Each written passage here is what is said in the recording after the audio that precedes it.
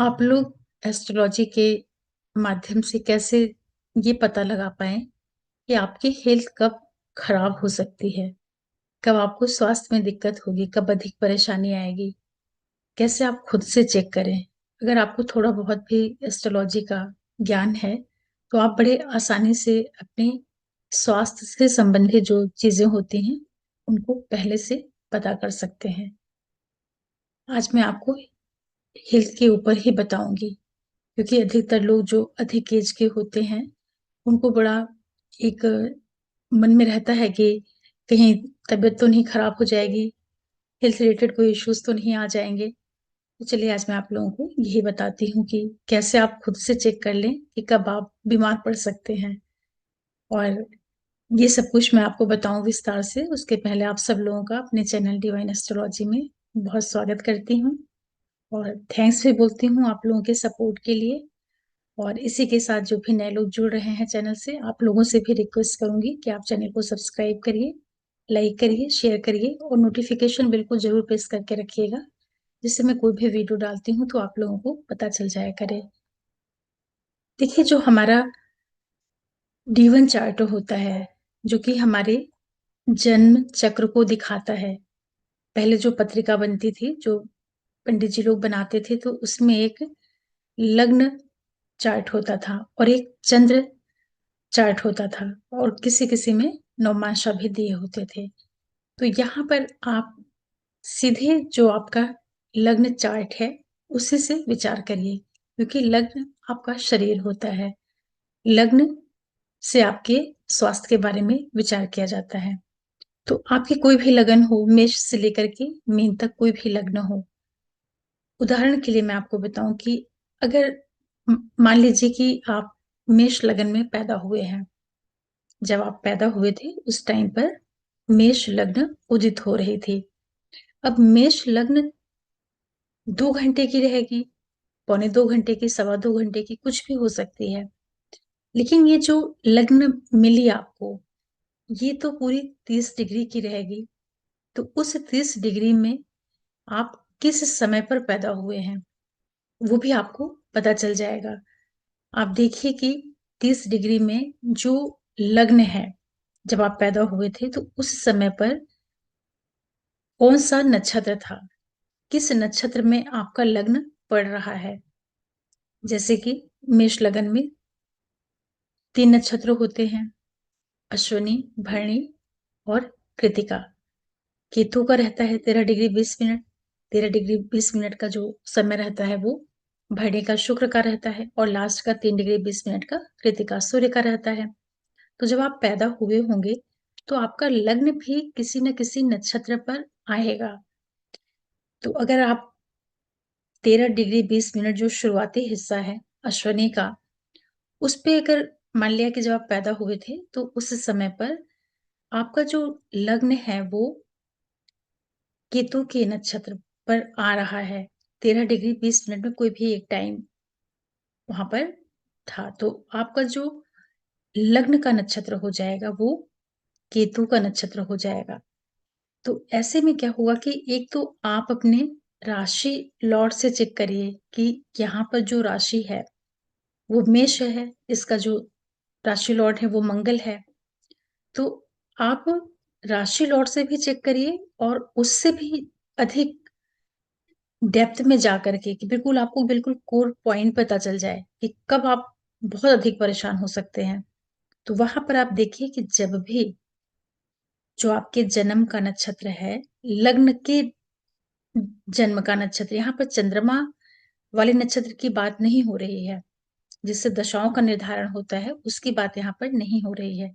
आपका लग्न किस नक्षत्र में है, उसको आप चेक करिए। तो जब भी उस नक्षत्र से कोई भी मेलेफिक प्लैनेट का ट्रांजिट होगा, जैसे कि उदाहरण के तौर पर मैंने आपको बताया कि आपके जन्म के समय केतु का नक्षत्र आपको मिल रहा है।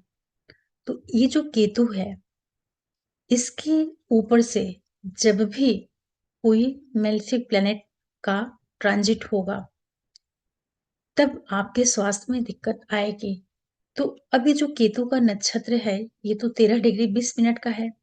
इसमें किसी एक स्पेसिफिक पॉइंट पे आपको अपनी लग्न का ये नक्षत्र मिल रहा होगा, तो वहां आप देखिएगा कि जो बिल्कुल क्लोज 3 डिग्री 20 मिनट वाला एरिया होता है, तो कोई भी ग्रह जब आपके लग्न नक्षत्र के बिल्कुल 3 डिग्री 20 मिनट पर आएगा, तब आपके स्वास्थ्य में दिक्कत हो सकती है। अब लग्न चूंकि आपका शरीर भी होता है, आपका व्यक्तित्व भी होता है, आपकी बुद्धि भी होती है, तो उस समय पर आपको अपने स्वास्थ्य से संबंधित परेशानियां मिल सकती हैं। अगर दशाएं वगैरह बहुत खराब चल रही हैं, अनफेवरेबल चल रही हैं, और इसी के साथ आपके लगन के नक्षत्र के भीतर से, लग्न के नक्षत्र के ऊपर से कोई भी मेलेफिक प्लेनेट, चाहे वो राहु है, शनि है, केतु है या मंगल है, उसका जब ट्रांजिट होगा, तो उस समय पर आपको स्वास्थ्य में दिक्कत देखने को मिलेगी।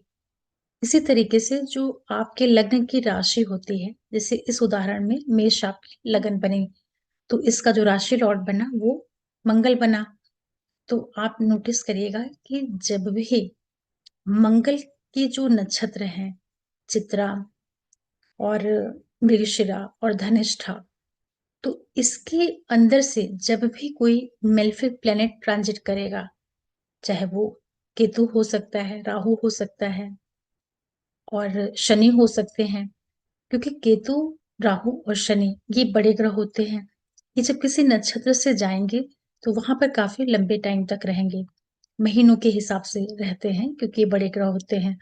तो आपको उस समय पर स्वास्थ्य से संबंधित दिक्कत हो सकती है, या आपके मान सम्मान पर, आपकी प्रेस्टिज के ऊपर, आपकी छवि के ऊपर किसी तरह की जो एक परेशानी वाला टाइम होता है, दिक्कत वाला, स्ट्रेस वाला, और जो एक एंजाइटी रहती है, या एक बहुत विपरीत स्थितियां होती हैं, ये सब कुछ तभी होता है जब आपके जन्म लग्न के नक्षत्र के ऊपर से कोई भी पापी ग्रह का गोचर होता है। उस टाइम पर आप देखेंगे कि आपको अपने स्वास्थ्य में बहुत परेशानी देखने को मिलती है। तो आप इसको हमेशा अपने D1 चार्ट से देखा करिए।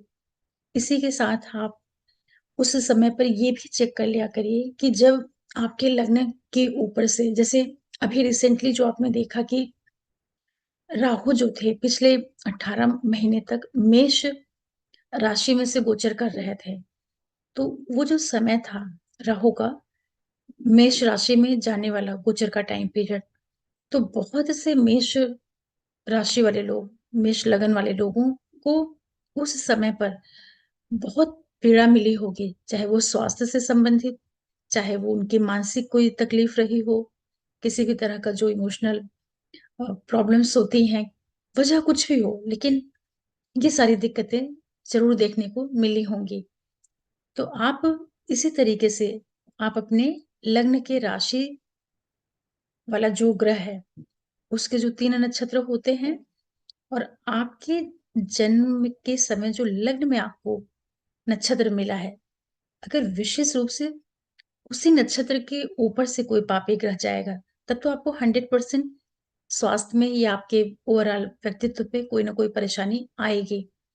लेकिन उसी नक्षत्र के अगर ट्राइन से भी, ट्राइन का मतलब होता है कि जैसे केतु के 3 नक्षत्र होते हैं, जन्म आपका मेष लगन में हुआ है, केतु के नक्षत्र में, केतु का नक्षत्र आपको मिला है, और कोई एक चरण भी मिला होगा, तो केतु का दूसरा नक्षत्र जो होता है वो सिंह में मघा आ जाएगा और धनु में मूल आ जाएगा।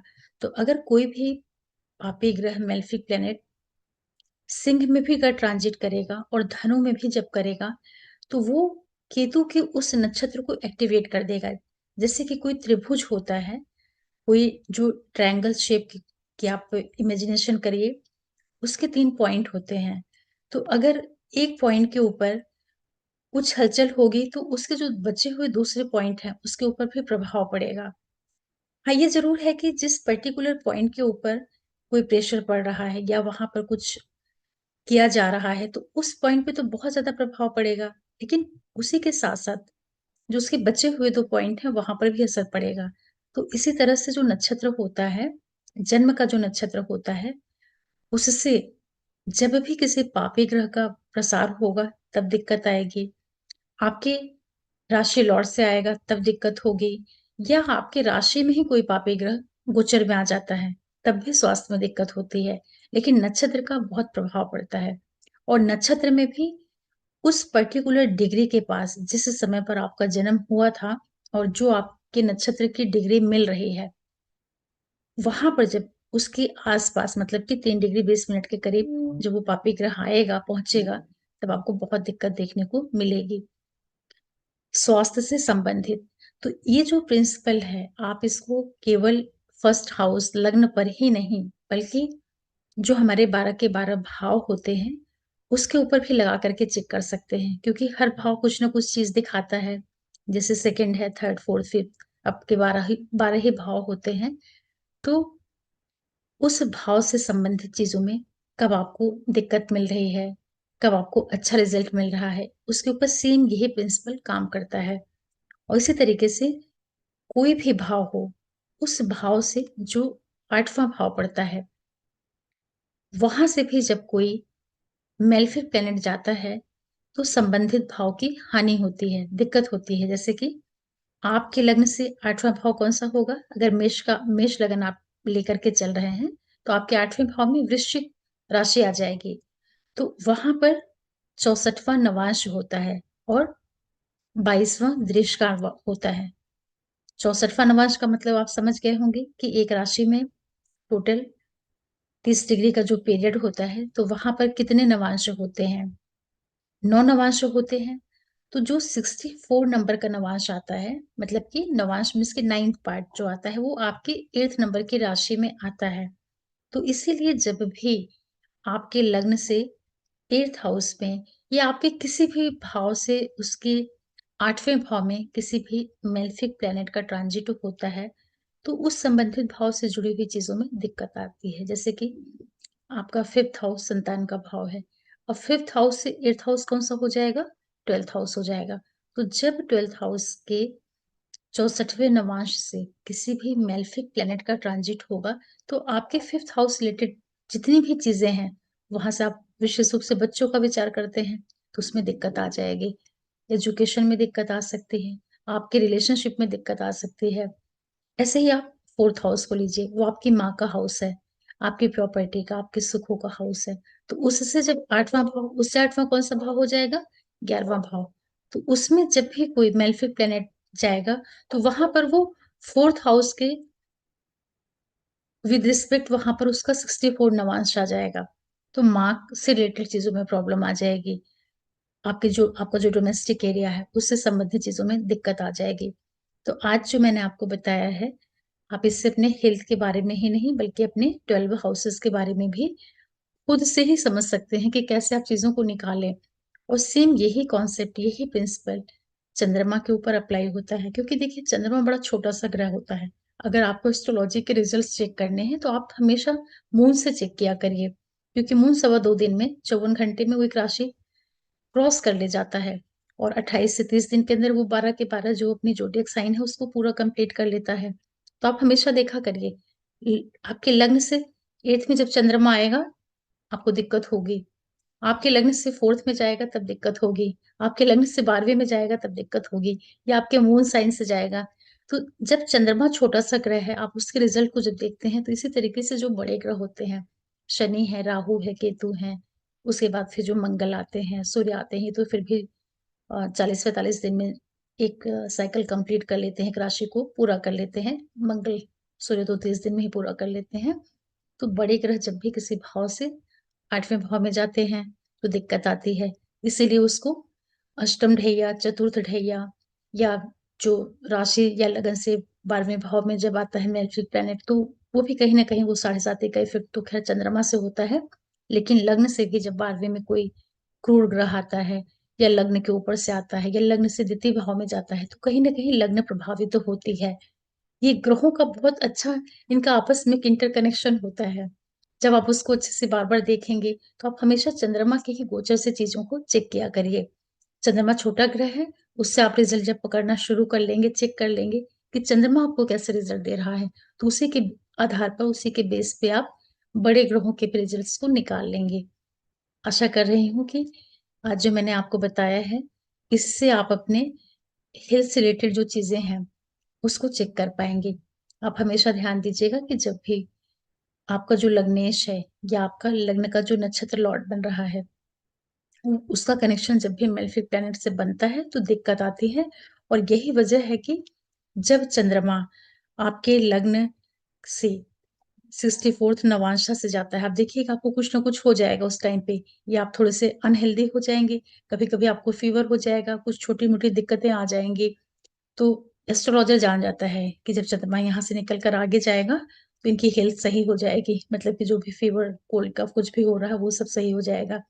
इसी तरीके से जो बीच-बीच में हेल्थ लोगों की खराब होती है ना, जो सीज़नल प्रॉब्लम्स आती हैं, सर्दी है, जुकाम है, फीवर, कोल्ड कफ या एक इरिटेशन जैसी स्थितियाँ बनती हैं, ये सब इसी वजह से होता है। तो आप इसको अपनी लाइफ में भी चेक करिएगा, अपने नेटल चार्ट के ऊपर भी लगाइएगा और ट्रांजिट के इफ़ेक्ट को चेक करिएगा कि कैसे हमारी लाइफ जो है ग्रहों से संचालित होती है। हमको लगता है ना कि हम लोग अपने जन्म ले लिए हैं तो बस सर्वे सर्वा हम ही हैं। हम जैसे चाहेंगे वैसे कर लेंगे, जो चाहेंगे वो कर लेंगे, लेकिन ऐसा नहीं होता है। आप जब उसको देखेंगे ना, तो आपकी लाइफ बहुत प्रभावित होती है इन चीज़ों से। ग्रहों स ग्रहों का बहुत प्रभाव होता है हमारे जीवन के ऊपर, क्योंकि जो हमारे ग्रह हैं, वो सारी की सारी जो हमारे 9 ग्रह हैं, वही सारे तत्व, वो सारे अंश हमारे शरीर के अंदर भी होते हैं। इसीलिए तो कहा जाता है ना कि जो कुछ ग्रहों में है, वही सब कुछ हमारे शरीर में, इस पिंड के अंदर भी है। तो ग्रहों का प्रभाव हमारे शरीर के ऊपर पड़ता है, हमारे सोचने के थॉट पैटर्न के ऊपर पड़ता है। लेकिन जब व्यक्ति कॉन्शियसनेस के लेवल पर जीने लगता है, मतलब कि जब उसकी चेतना बहुत ऊँचे उठ जाती है, तब उसके ऊपर ग्रहों का भी जो प्रभाव होता है, वो नहीं असर डाल पाता है। मतलब कि इसीलिए जो लोग चैतन्य होते हैं, जो लोग सिद्ध पुरुष होते हैं, उनको फिर उनका ग्रह नक्षत्र भी कुछ नहीं बिगाड़ पाते हैं, क्योंकि फिर वो हर हाल में खुश रहना सीख जाते हैं ना, उनको नहीं प्रभाव पड़ता है बाहरी इन्फ्लुएंस से कि उनको क्या मिल रहा है, क्या नहीं मिल रहा है, क्या उनकी हेल्थ के ऊपर हो रहा है, क्योंकि इन सब चीज़ों से वो ऊपर उठ जाते हैं। लेकिन जो हम लोग सामान्य लोग हैं, हम लोग के जीवन के ऊपर इन ग्रहों का बड़ा प्रभाव पड़ता है। और स्वास्थ्य के ऊपर अगर आपको चेक करना है, तो आप इस प्रिंसिपल को अप्लाई करिएगा। आज तो मैंने बड़े ग्रह के बारे में बताया, आप चंद्रमा से इस चीज़ को नोटिस करिएगा कि चंद्रमा जब आपके लगन से 64 नवांश में जाता है तो कैसे आपके बॉडी को, दिमाग को कैसे वो प्रभावित करता है। जब 4th में जाता है तब वो क्या करता है। इस तरीके से कनेक्ट करके आप चेक करिएगा।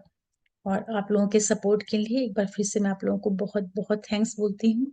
और जो भी नए लोग आ रहे हैं चैनल पर, आप लोगों से रिक्वेस्ट करती हूँ कि प्लीज़ आप चैनल को सब्सक्राइब करिए, लाइक करिए, शेयर करिए और नोटिफ़िकेशन बिल्कुल ज़रूर प्रेस कर दीजिएगा, जिससे मैं कोई भी वीडियो डालती हूँ तो आप लोगों को उसकी जानकारी मिल जाया करे। और फिर मैं कोई वीडियो लेकर के आऊँगी आप लोगों के लिए। तब तक के लिए ओम नमः शिवाय, नमस्ते।